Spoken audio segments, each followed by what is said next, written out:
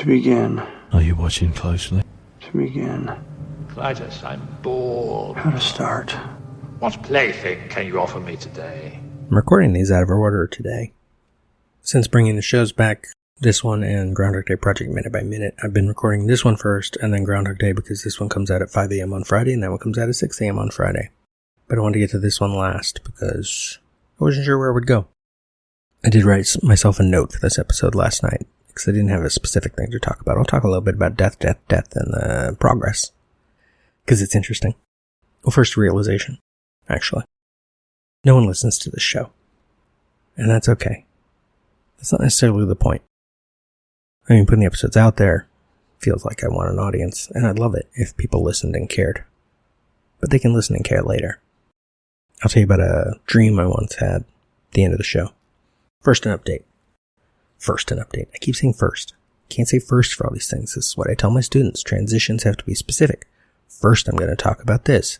Now that I talked about that, second, I'll talk about this. Let us know where we are in the progress. But we're only 2 minutes in. I don't think I've lost you yet. If you're actually one of the few people who listen. Death. Where are we? About 50 pages in, which for a slasher is a lot, considering there have only been a few deaths so far. The opening took its time, setting up a lot of characters, as you'd know from previous episodes about it. I kind of like several of the characters, and some of them I liked even more for stuff they did right before they were going to die. And I love that. I wanted each of the characters to feel like they have something going on in their lives. They're not just ciphers there to take up space. A few of them feel like ciphers, and I'm trying to fix that. But I didn't want to start with a cold open with a murder, though I could easily add one. We just wouldn't know the context until later. Actually I thought of a good way to add one, but I don't like it. It could work. It's generic. I didn't want it to feel generic. I wanted it to feel different. And so it took its time setting up all the characters, setting up their various relationships, getting the 3 years to interact in ways they shouldn't be interacting as far as we can tell. And in retrospect, we'll be like, wait, what? That's the feeling I want. And then so by the time the first murder happened, it was like, okay, we're in. But there were important things that had to happen before the next one, including a seance. And, the little guy explains everyone to this legend about this killer who kills people here. And a little great scene I wrote, the cross-cut between those two, which I loved. The format was great. I discovered new things about character of Polly, because she, it makes sense. She's the producer for their little wannabe filmmaker group. She's very demanding, very forceful. She gets what she wants. And I have notes for what the next 4 scenes will be. They're brief, they're simple, kind of a calm down moment before more deaths. Maybe cross-cut with bodies being dragged away or something, just to keep it in our heads. Not that we'd forget, but just makes for a nice visual contrast. It's going well. I like it. I like the characters. Even some of the minor characters, I'm like, I get them. Ringo's about to have a little monologue, because he got drunk. And I think it'll be interesting, for example. But this show isn't necessarily for the present. I don't necessarily want people to hear all these spoilers and then read the screenplay, or hear all these spoilers and then see the film. If that ever happened. If it got made. The show exists, I guess, with an idea that it will be made. And sometime in the future someone will find this show and be like, oh, here it is step by step. Here's the process. Here's what happened. And I give permission to anyone doing like a movies by minutes kind of show about death. You can use whatever clips from the show that you want. You have my permission to put them in your episodes, however you see fit. If you want insight into how I did these things, plus I am totally up for interviews, schedule permitting. Same goes true for anyone doing a movies by minutes show or a review or whatever, a podcast about the last syllable of recorded time. If that ever got written, and if that ever got made. But even if those films never happen, this is still a useful process for me. It's something I do a lot in the car sometimes on the way to work. I'll have podcasts on and I'll realize I haven't been listening to the podcast for like 5 minutes because I've been kind of like talking out how to approach some writing thing, some scene I have to write, or explaining the world of Basara to someone, or explaining the premise of death. It's hard to explain the premise without a spoiler, which is something I kind of love. It's a slasher film, but it's a slasher film with a twist. Ooh, that doesn't say anything. That's bullshit. Every slasher film thinks it has a twist. Well, that's not true. Some of them know they're generic as fuck. Some are pretty good.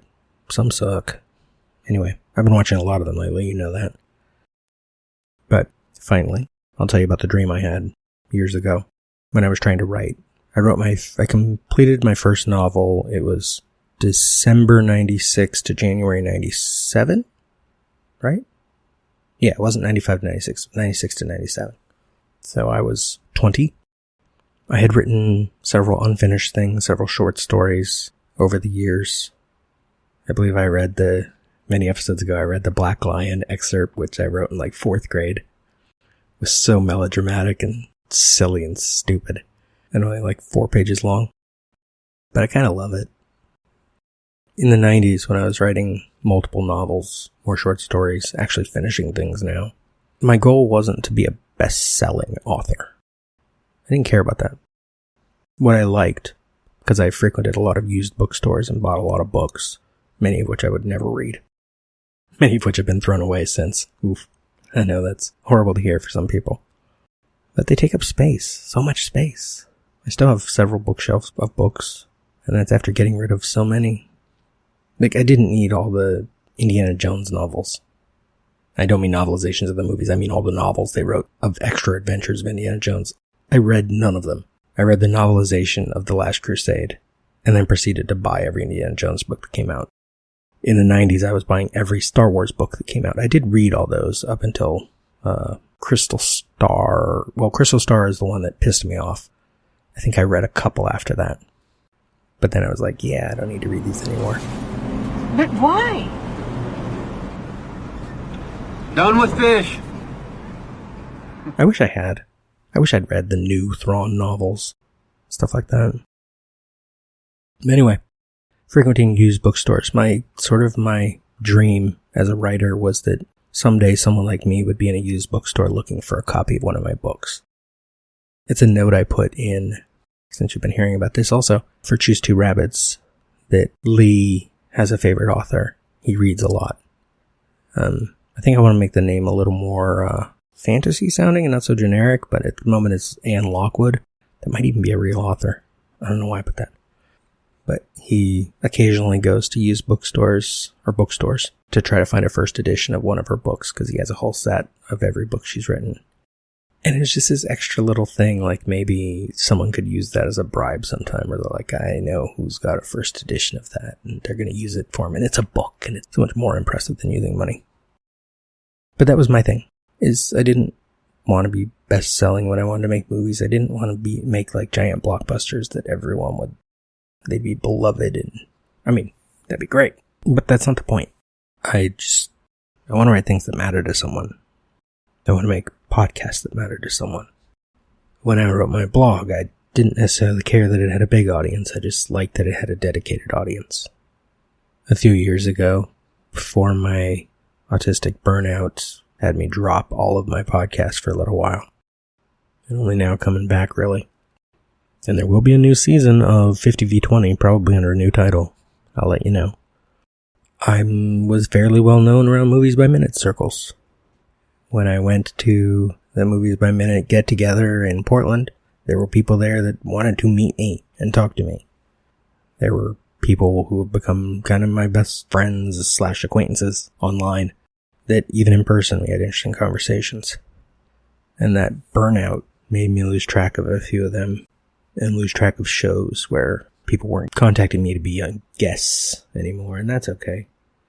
I'm a great guest, by the way, so if you're listening to this and you're a Movies by Minutes person, or you're a host of any podcast for that matter, I'm a great guest. If you want someone to obsess about a filming location in one of your movies or one of your minutes of a scene, I'm your guy. I will find that thing for you, if it is possible to find it. Or I will put in so much effort as to prove that it's not possible. Like, for example, I still don't know where Cool Lusby lived. I know roughly the neighborhood. I know it's the curved street above Lake Hollywood and below the Hollywood sign. But driving up there, you can't see what's behind the houses, so... And I'm talking, for those of you who don't pay attention to all my shows, I'm talking about the backyard from the Wallace house in the original Halloween. From Michael Myers Minute. my first podcast, Michael Myers Minute.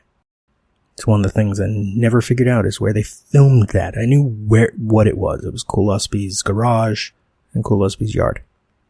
And I knew roughly the neighborhood. Never found the actual location. I did find, probably, the name of the dog handler who lifted the dog up and was one of the, 6 people to play Michael Myers in that movie?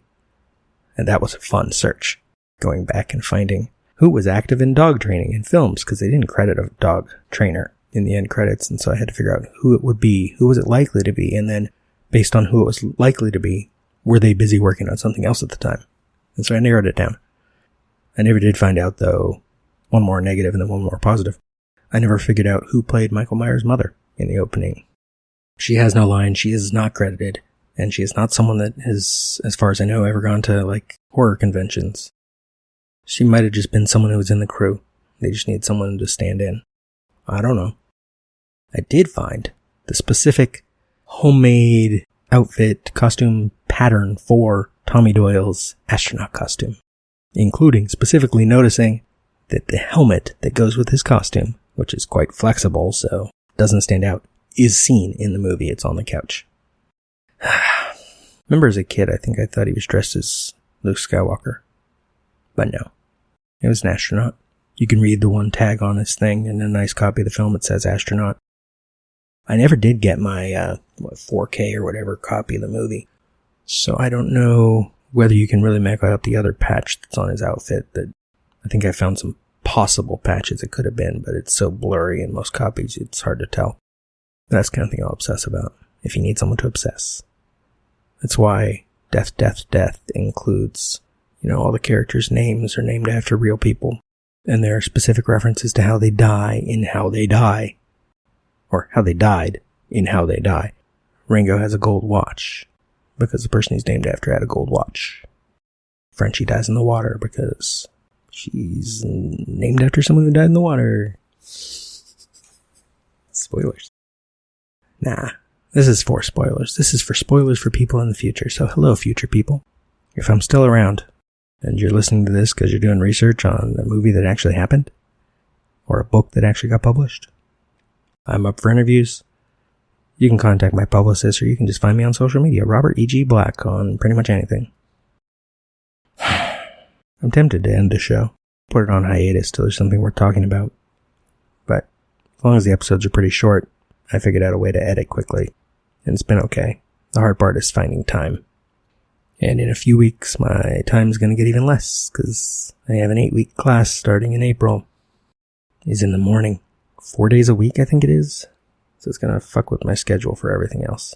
For writing, for recording, for editing, for prepping D&D. I'm not prepped for this Saturday's D&D yet. Doing that on Friday, I guess.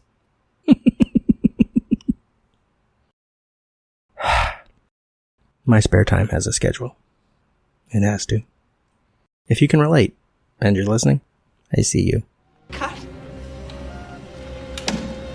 You're still here? It's over. Stuff that dreams are made of. It's a passport Go home. to another world. Go.